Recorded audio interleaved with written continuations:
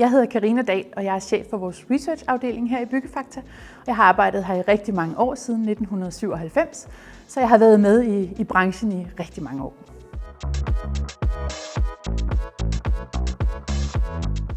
I research-afdelingen indsamler vi al information og data om bygge- og anlægsprojekter i Danmark.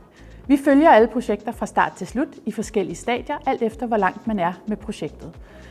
Vi ringer og verificerer alle oplysninger og får yderligere informationer, end hvad vi har kunne finde i dagsordener, referater, avisartikler eller øvrige veje ind til hvor alle de forskellige byggeprojekter er.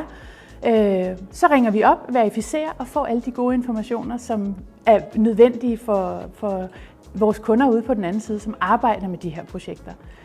Det betyder for dig som kunde her i Byggefakta, er, at du jo altid har den nyeste information om de projekter, der er i markedet. Du har den nyeste information om de udbud, der er, og du har den nyeste information om, hvem skal have kontakt for at komme ind på det her projekt.